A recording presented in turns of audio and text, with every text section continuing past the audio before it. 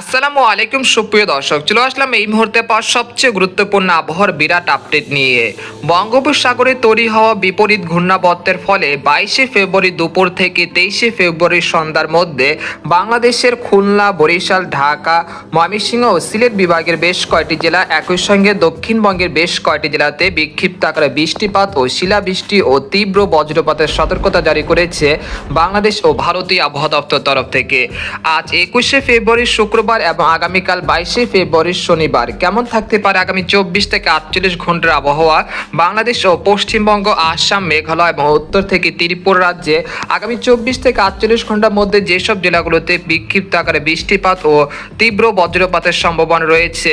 এছাড়া আগামী 24শে ফেব্রুয়ারি থেকে ফেব্রুয়ারি মাসের শেষ পর্যন্ত দেশের আবহাওয়া পরিস্থিতি স্বাভাবিক থাকতে পারে। একই সঙ্গে বঙ্গোপসাগর আগামী 10 দিনে কেমন থাকতে পারে, কোনো নিম্নচাপ কিংবা ঘূর্ণিঝড়ের আশঙ্কা রয়েছে কিনা এই বিষয়ে বিস্তারিত জানতে হলে ভিডিওটি সম্পূর্ণ দেখতে থাকুন। আর আপনি কোন জেলা থেকে এই আবহাওয়ার খবরটি দেখছেন, আপনার জেলার নামটি আমাদের কমেন্ট বক্সে জানিয়ে দিবেন। আর সবার আগে সর্বপ্রথম সঠিক খবর জানতে আমাদের চ্যানেলটিকে সাবস্ক্রাইব করে রাখুন। এবার জেনে নেওয়া যাক এক নজরে। বন্ধুরা, এই পর্যায়ে আমরা সরাসরি উপগ্রহ চিত্রে চলে আসলাম। তো এখান থেকে আপনারা দেখতে পাচ্ছেন যে এই মুহূর্তে দেশের 8 বিভাগের 64 জেলার আবহাওয়া পরিস্থিতি স্বাভাবিক রয়েছে, অর্থাৎ আকাশ বেশ পরিষ্কার রয়েছে, কোথাও তেমন মেঘ বৃষ্টি ও মেঘলা আকাশ নেই ইনশাল্লাহ। তবে রাতের দিকে দেশের রাজশাহী এবং খুলনা বিভাগের দুই এক স্থানে কিছুটা মেঘলা আকাশ থাকতে পারে, তবে বৃষ্টিপাতের সম্ভাবনা খুবই কম। আমরা দেখতে পাচ্ছি যে ভারতের দক্ষিণবঙ্গ কিন্তু সেম পরিস্থিতি, অর্থাৎ পরিষ্কার আকাশ এবং রোদ ঝলমলে আকাশে দেখা মিলছে সকাল থেকে। কলকাতা সংলগ্ন যে জেলাগুলো রয়েছে কলাঘাট, চন্দননগর, আরামবাগ, বর্ধমান, শান্তিপুর, কাটোয়া, উত্তর ও দক্ষিণ 24 পরগনা, পূর্ব ও পশ্চিম মেদিনীপুর, খড়গপুর, তারপর হচ্ছে গঙ্গাসাগর, এই অঞ্চলের যে আবহাওয়া পরিস্থিতি সেটা কিন্তু স্বাভাবিক রয়েছে, কোথাও তো আমার মেঘলা আকাশ ও বৃষ্টিপাতের সম্ভাবনা দেখা যাচ্ছে না।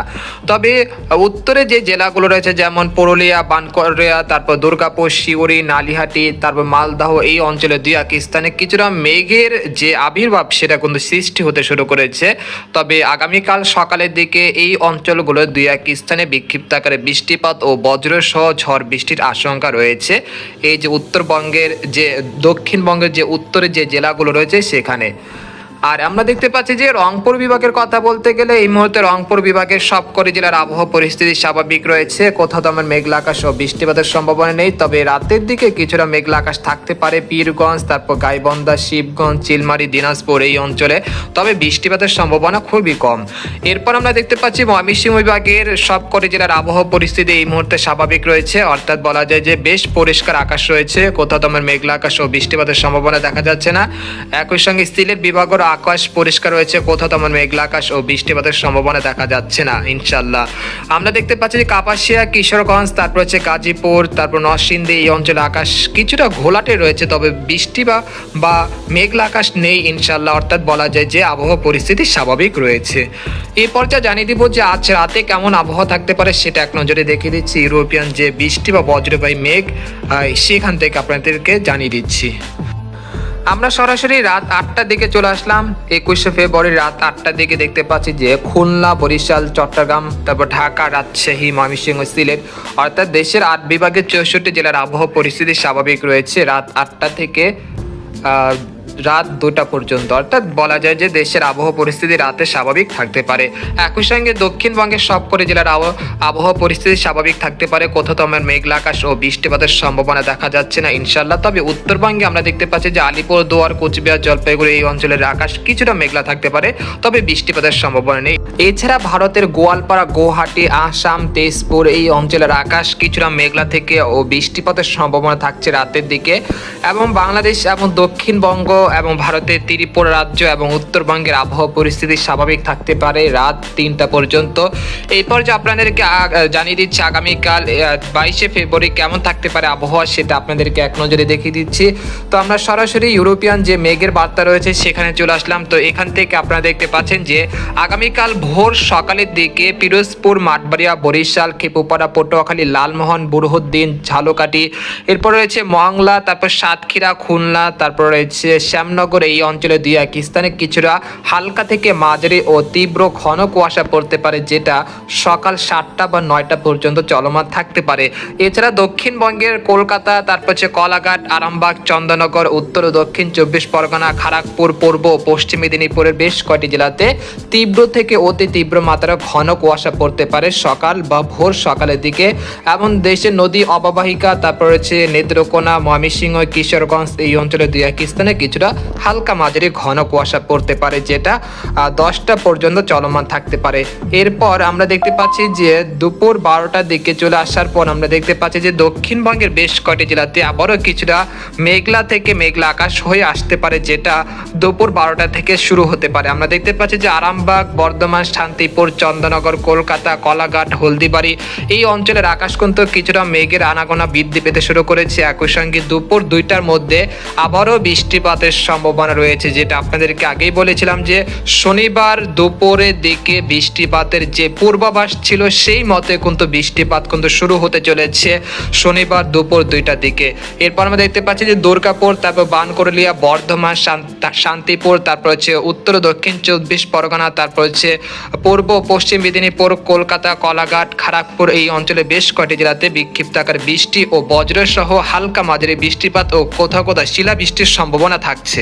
তার পরবর্তীতে আমরা দেখতে পাচ্ছি যে মেহেরপুর, তারপর রাজশাহী, পাবনা, তারপর সাইলকোপা, পাবনা, তারপর হচ্ছে ফরিদপুর, নাগপুরের বেশ কয়েকটি জেলাতে বিক্ষিপ্ত আকারে বৃষ্টিপাত ও হালকা মাঝারি বৃষ্টিপাতের সম্ভাবনা থাকছে দুপুর 2টার দিকে।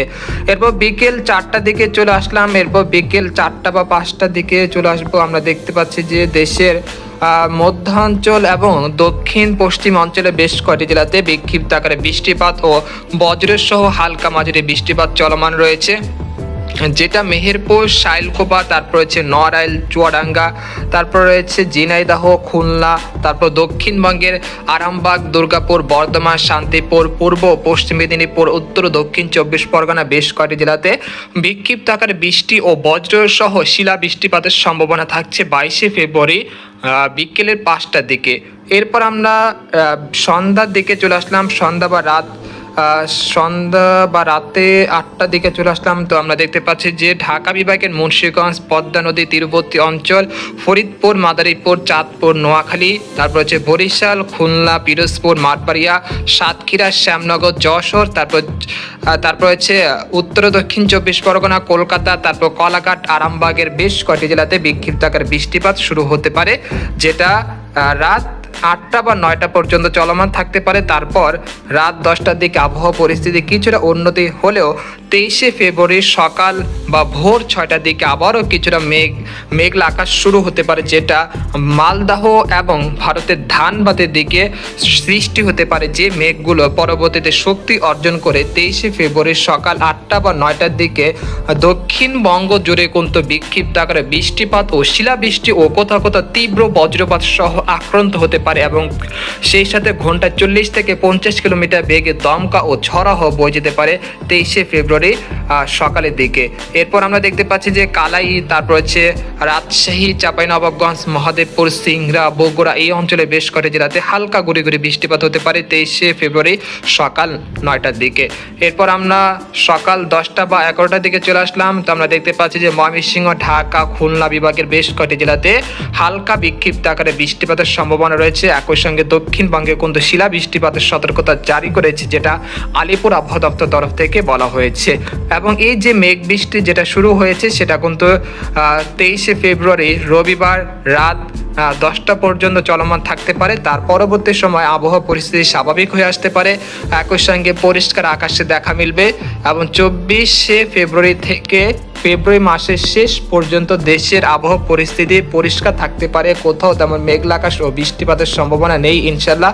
তারপর আবারও পহেলা মার্চে বা মার্চ মাসের প্রথম সপ্তাহে কিছুটা বৃষ্টিপাতের সম্ভাবনা থাকবে, যেটা আবারও পশ্চিমী লঘুচাপ এবং দক্ষিণ বঙ্গোপসাগরে একটি ঘূর্ণাবর্তের সৃষ্টি হতে পারে, তার ফলে আবারও কিছুটা বৃষ্টিপাতের সম্ভাবনা থাকবে মার্চ মাসের প্রথম সপ্তাহে। তো এই ছিল একটি খবর। তো আজকের মতো এখানে বিদায় নিলাম। সবাই ভালো থাকবেন, সুস্থ থাকবেন। আল্লাহ হাফেজ।